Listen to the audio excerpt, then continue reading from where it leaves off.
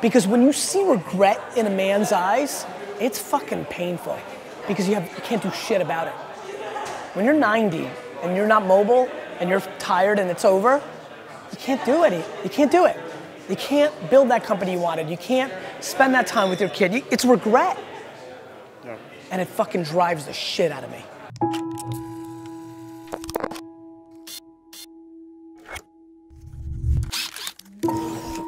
No, look, I think failure has to be quantified. If you fail that you never can get up from it again, you know, that's not a good failure. I think failure and adversity are the two things I think about. For me, as an entrepreneur and very entrepreneurial and always in my own stuff, all the failures along the way, even going back to like the baseball card show when I was 13 that I paid $400 for a table and nobody showed up to that baseball card show. That was a learning lesson. Those micro failures were super, super important.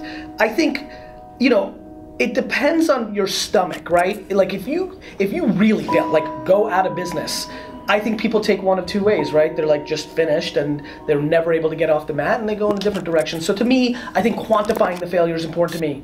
They gotta change, you gotta evolve. Like Madonna did it right. She reinvented herself 14 times. That's why she had a long career. You know, like you've gotta reinvent yourself. You know, so let's talk about sports. When you're the best athlete and you're like the guy and you're like one of the top 15 players, Draymond Green, he's my buddy. Draymond really worked on his game every offseason. You know, Ricky Rubio, the flashy point guard from Minnesota, if he developed his outside shot, he would have been a much bigger player. He had all the passing skills, the quickness, he's got everything. If instead of going to Ibiza and fucking chicks in the off season, he worked on his 18-foot jumper, he'd be in the game. If you have ambition, your actions have to match that.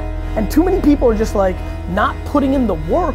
Their mouth is way ahead of their fucking, actions. Like, really? You're gonna be the greatest NBA player of all time? Why? Because you think you got a little handle on the weekends? You need to shoot 15,000 free throws before school every day. What did you do from Friday 5 p.m. until Monday 7 a.m.? I'm just curious, like, and I don't think you shouldn't have a weekend, but I think everybody's ambition actually is more predicated on their actions than their words. My friends tell me all the time they're so ambitious, and I'm like, if that's true, then you punt leisure, and you punt concerts at Jones Beach, and you work. I realize what's going on here. One life. I realize that I'm living like this is our only at bat, and most of you aren't. People fucking walking around here like they're coming back. People fucking walking around here like they're coming back.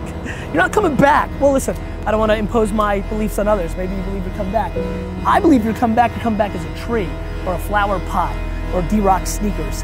And that blows compared to being a human. And so I'm acting that way. I'm acting that way.